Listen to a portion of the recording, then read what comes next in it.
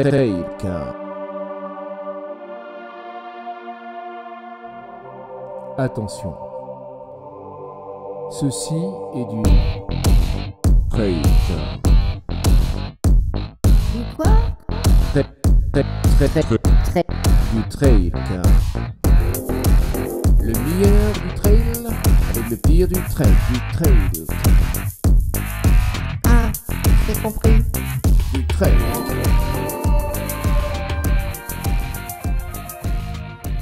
Une fenêtre temporelle s'est ouverte et je vais tout simplement m'engouffrer dedans. Je dispose de 4 jours et demi pour aller faire, plutôt refaire, le GR20. Alors 4 jours et demi, évidemment, je souhaitais le faire en mode trail. Mais, comment dire, il y a pas mal de contraintes qui font que je vais le faire en mode trike. Alors pour ceux qui ne connaissent pas le trike, j'ai fait déjà une sorte d'aventure trike en faisant Chamonix-Zermatt l'été dernier. Tu vas voir et tu comprendras un peu ce qu'est le trike. C'est un concept original, mais qui fonctionne parfois bien. Sauf que là, pour le GR20, je vais devoir faire du trike plus.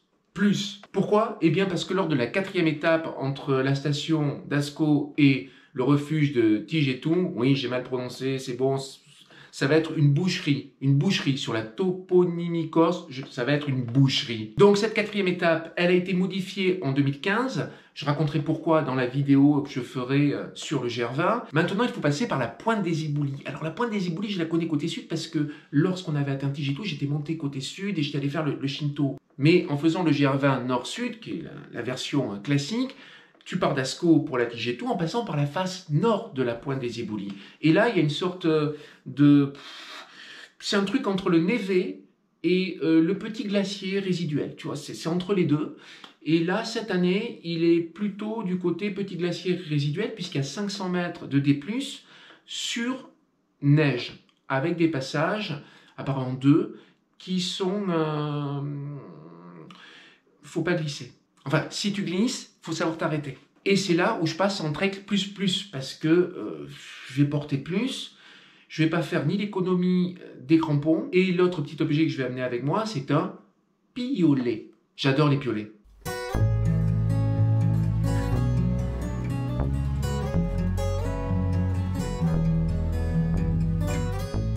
On passe au matériel, et je te rappelle que le trek, c'est le meilleur du trail, avec le meilleur du trek.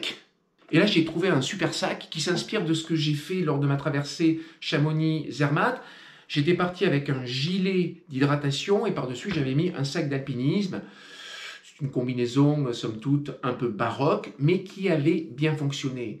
Et qu'est-ce que je découvre? Eh bien, c'est qu'une certaine marque a créé l'hybridation du gilet d'hydratation avec le léger sac de rando. Je te montre ça tout de suite. Regarde comme c'est beau, comme ça on a l'impression que c'est un sac de rando. Oh, on dirait un sac de rando. Alors il y a plein de rangements avec des poches extensibles.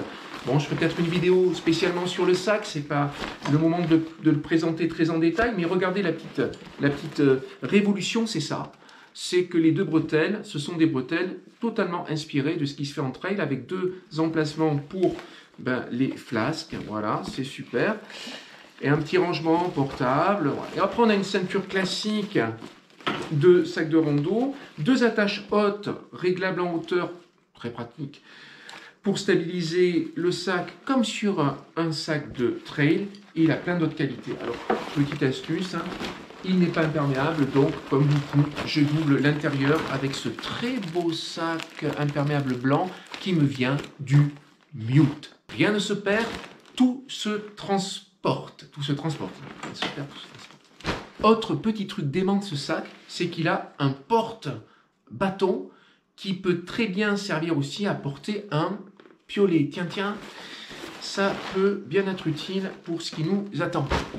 Qu'est-ce que je vais mettre dans ce sac qui a une capacité de 30 litres? Eh bien, je vais mettre de quoi bivouaquer. Ouais, c'est le trek, le principe du trek, c'est que tu bivouaques. Je voulais aller en refuge au début, et bon, finalement, je vais bivouaquer, quitte à partir lourd. Pourquoi se priver du bivouac? Un tarp, Alors le problème du tarp, c'est que c'est ouvert, hein. C'est une bâche, ça veut dire bâche, tarp en anglais, c'est ouvert. Alors d'un seul côté, des deux côtés, moi j'ai une combinaison, je pourrais vous la montrer, ça se rapproche presque d'une tente fermée, mais il reste un élément à fermer. Quand je dis presque une tente fermée, c'est que ma combinaison elle permet d'utiliser le tarp aussi pour isoler du sol, en plus du matelas. Bon, il faudrait que je montre ça un jour dans une vidéo, je ne vais pas le faire maintenant. Pour isoler, je prends quelque chose qui va faire une double fonction. C'est un très vieille cape de pluie. Je vais peut-être sûrement pas m'en servir en cape de pluie, mais elle va me servir à fermer mon tarp et à le transformer presque en une tente. C'est merveilleux, c'est fantastique. Du coup, je gagne en isolation et j'ai moins froid la nuit. Parce que le froid, ça réveille. Et le froid, il vient de partout, il vient même du sol. Vous le savez, donc pour cela, il vous faut un matelas gonflable. J'ai pris le plus confortable possible parce que j'aime le confort. Quitte à dormir, autant essayer de dormir le mieux possible. Et le mieux possible pour dormir, c'est aussi d'avoir un duvet chaud. Alors j'ai récupéré ça, qui est un vieux duvet. Il fait l'affaire, on est sur du 9 degrés confort. Pour la Corse, à cette période de l'année, c'est-à-dire fin printemps, début été, bon, c'est parfait. Sauf si tu décides de dormir au sommet du Cinto, auquel cas tu auras froid. Mais ça, tu le feras pas pour une raison très simple, c'est qu'en Corse, il est interdit de bivouaquer, sauf près des refuges, de certaines bergeries, ou éventuellement de gîtes qui se trouvent sur le chemin du GR20. Pour passer une bonne nuit, c'est-à-dire une nuit bien douillette, je m'habille relativement chaudement. C'est une sorte de pyjama de montagne, ce que je vais vous présenter. Collant pour avoir bien chaud aux jambes, et puis un haut polaire. Et si le temps est mauvais, ce qui n'arrivera pas parce que le temps peut être mauvais, orage, éclair, tonnerre, etc. Oui, parce que l'année en Corse, oui. Mais froid, ça m'étonnerait. Mais en montagne, c'est vraiment utile. Doudoune, super doudoune compactable, je l'adore cette doudoune, elle est très bien. Un minimum de change, chaussettes, gants et autres. Parce que tout simplement, moi j'aime bien être propre à l'issue de la randonnée, tu vois. Et ça fait partie du change. C'est un très beau t-shirt Transobra que je compte mettre juste pour le retour sur le continent. L'incontournable veste de trail imperméable avec capuche, couture, thermo collée, résistante à 10 000 chemins d'air. Voilà, évidemment, elle est indispensable. J'ai tout mis dans des sacs, tout, parce qu'il y a des trucs que je vais mettre dans des poches extérieures, parce qu'il y a des poches extensibles sur ce sac de rando, de trail. Et donc, ben voilà, s'il pleut, il faut que tout soit déjà protégé. Même la veste imperméable, parce que tu sais bien qu'il n'y a rien qui est vraiment imperméable. L'imperméabilité, elle est relative. Hein. Une veste imperméable, c'est une question d'heure avant qu'elle soit totalement trempée. Passons maintenant au contenu un peu plus technique. La pharmacie. En fait, dans la pharmacie, il y a tout pour faire un très joli strap de pied. Si tu ne sais pas ce que c'est, tu peux aller voir sur ma chaîne ce qu'est le strap de pied. Voilà. Alors, j'ai glissé un truc. Oui, il y a des Doliprane. J'ai mis Doliprane au cas où on ne sait jamais. Et j'ai glissé un truc dans la pharmacie qui n'a rien à voir avec la pharmacie. Ce sont des boules caisses avec un masque pour bien dormir. Parce que comme on va dormir un peu les uns à côté des autres dans ces zones autorisées près des refuges, voilà, il peut avoir un peu de bruit. Donc très utile, le masque, les boules caisses. Très utile.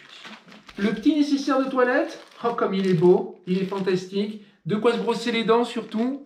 Et se laver, bien entendu, c'est la base.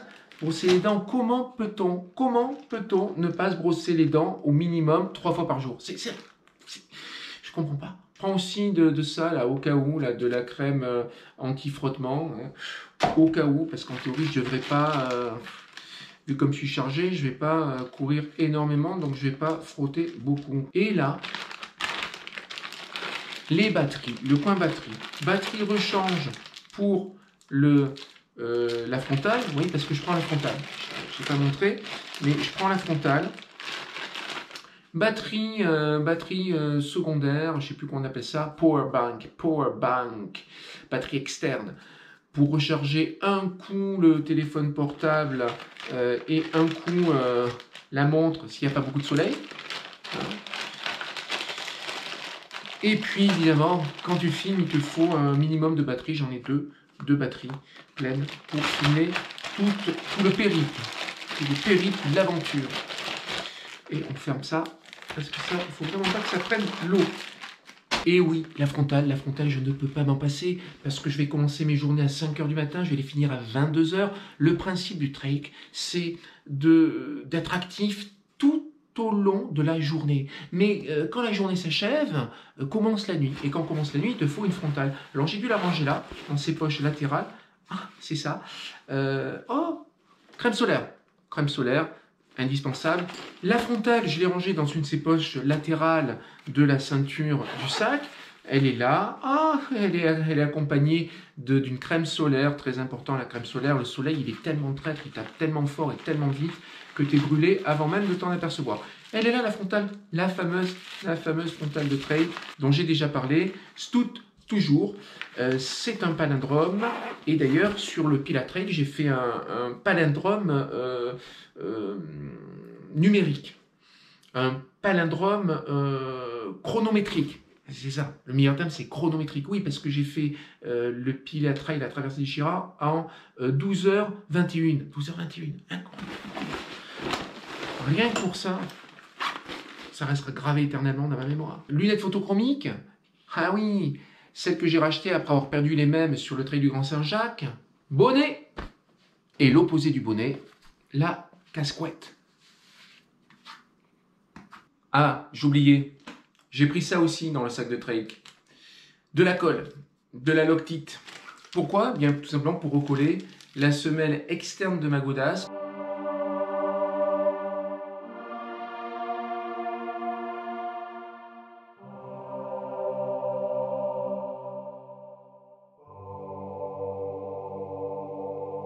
Quoi d'autre dans l'autre poche?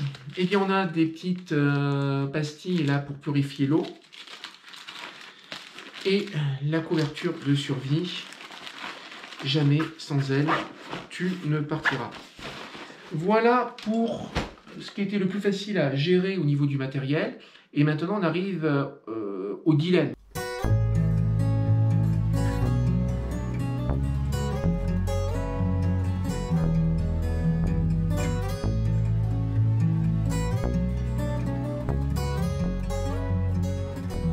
Et le dilemme, c'est quoi? Bien, c'est tout simplement pour ce passage de 500 mètres en neige, pour aller jusqu'à la pointe des éboulis lors de la 4e étape, qu'est-ce qu'on fait? Qu'est-ce qu'on prend? J'ai eu la chance d'avoir connaissance de photos prises par Vincent, que je remercie au passage.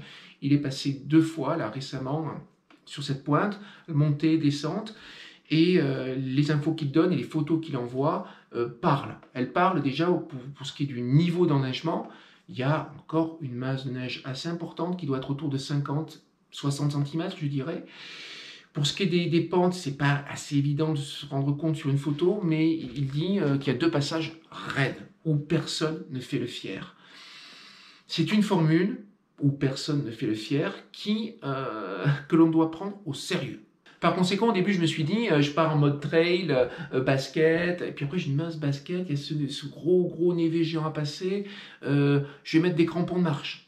Oui, les crampons de marche, ces sortes de méduses, hein, des méduses de la glace, là, hein, tac, tac, tac, c'est très esthétique. Donc, oui, ouais, les crampons, mais ils sont tout petits. Hein. Vous voyez, donc, petits crampons, ça c'est bien pour marcher, mais dès que la pente est un peu raide, il y en a... Bof. Alors, je me suis dit, qu'est-ce que je fais? Je mets les tennis, je mets les crampons de marche, mais ça me rassure pas, je trouve ça craignos. Je prends un piolet. Je prends le complément piolet light, ça c'est franchement, ça pèse rien. Et bon, bah, très bien pour monter, hop, un petit frein, là. Voilà, piolet. Je le prends. Et puis quand tu commences à prendre le piolet, tu te dis, mais si je prends le piolet, je prends de vrais crampons. Alors ça, c'est presque plus que de vrais crampons, puisqu'ils ont deux pointes assassines là devant pour faire de la cascade de glace, ce que j'ai jamais fait de ma vie. Bon, mais ça, c'est vraiment quand tu as ça au pied, t'es... Ah, je suis bien. Quand j'ai ça au pied, je suis bien. En plus, ils ont des anti-bottes. Ils sont rigides. Ils sont lourds. Ouais, le problème, c'est que ça, c'est lourd. C'est lourd. Donc, je me dis, je prends ça. Mais le problème, si je prends ça, c'est qu'il faut que je prenne les chaussures qui vont avec. Oui, oui, parce qu'un crampon, c'est fait pour aller sur une chaussure d'alpi. Voilà, magnifique chaussure d'alpi. Les deux vont très bien ensemble. Sauf que là, qu'est-ce que je fais de ma chaussure d'alpi? Une fois que j'ai passé mes 500 mètres, je l'accroche sur le sac, ou je fais tout en chaussure d'alpi. Et là, je me suis retrouvé face à un obstacle, c'est-à-dire que je ne trouve pas la bonne solution. Donc du coup, j'ai pris une option, qui est une option non académique, absolument pas académique, qui est décriée bien entendu par, je dirais, la tradition de l'alpinisme, c'est de combiner mes crampons avec au début des chaussures tige basse. Voilà ce que j'ai comme chaussures tige basse. J'ai vestiges de chaussures d'approche. Voilà, elles sont assez rigides et elles fonctionnent assez, enfin, elles fonctionnent assez bien. Elles fonctionnent avec le crampon. Bon, le truc, c'est que c'est des tiges basses, et comme me l'a rappelé Mathias, il m'a dit, bah, en traversée, le problème des tiges basses, c'est que ta cheville, elle n'est plus soutenue par le haut de la chaussure, et donc elle est beaucoup plus sollicitée, et c'est beaucoup plus fatigant, d'où l'intérêt d'avoir des chaussures hautes. Donc je reste sur ma tige basse, je commence à tester le truc, je prends 2 paires de godasses, je vais prendre une chaussure de trail, et cette chaussure uniquement pour le passage en neige, et pour les crampons, et je teste, je marche, je fais des pointes, etc. Et là, je me dis, je vais mettre la chaussure de trail dessus, voir s'il y a une différence fondamentale. Puisque de toute manière, j'ai pas la hauteur de la chaussure de rando pour protéger et soutenir ma cheville. Ça, je le perds. Tentons la chaussure de trail. Alors tout à l'heure, j'étais dans de l'acceptable en mettant une chaussure de marge approche sur des crampons. Là, la chaussure de trail sur des crampons. Du coup, j'ai basculé sur le non académique, voire le décrier, c'est ça quoi. La combinaison chaussure de trail avec des crampons en acier, pointe acier, et une structure rigide. Quelle est la différence avec mes marges d'approche, les chaussures de marge d'approche tout à l'heure que j'ai montré des 510? Eh bien, honnêtement, je n'ai pas vu la différence. Je ne vois pas. Je vois pas ce que je vois ce que je gagne, mais je vois pas ce que je perds. Parce que ce que je perds sur les autres aussi, c'est la tenue de la cheville. Par contre, la solidarité entre le crampon et la chaussure de trail se fait bien. Alors, il faut choisir le bon modèle de chaussure de trail, bien entendu. Voilà, ça se fait bien. On peut essayer de la sortir, la godasse. Hein. Il va falloir forcer. On va pouvoir y arriver, mais... Ah non, je ne sais même pas si on y arrive. Je suis en train de bordéliser l'arrière du truc, mais j'arrive pas. Hein. J'arrive pas à la sortir. J'ai fait des pointes. Bon, non, c'est solidaire. Bon, ça, évidemment, il faudra le ranger correctement pour pas que ça traîne. Comme pour n'importe quelle godasse, on range bien la sangle pour pas que ça traîne. Voilà ce que je vais prendre. Conclusion, je pars avec une seule paire de godasses, une paire de chaussures de trail. Je prends les crampons les plus alpins, les plus agressifs possibles, avec le piolet. Le dipiolet que je pourrais combiner sur certaines zones avec des bâtons, mais des bâtons qui ont une pointe. Là, pour le coup, il me reste, j'ai des reliquats d'équilles. Hein. Pour ceux qui suivent la chaîne, vous savez que j'ai des reliquats d'équilles. Voilà, j'ai ça en reliquat d'équilles. C'est pas mal. Pointe assassine aussi. Voilà. Donc ça, je peux faire une combinaison, ce bâton et le piolet. Voilà, ça peut être une combinaison intéressante à voir. En théorie, le piolet tout seul dans une main, c'est largement suffisant. Hein. On ne combine pas. Et sur les zones un peu plus plates, les 2 bâtons. Bref, nous voilà parés. Je ne dis pas au mieux, mais en essayant d'être au mieux pour ce GR20 en 4 jours et demi. On va voir si les dieux du trek sont avec nous ou pas. Allez, salut la team et à bientôt.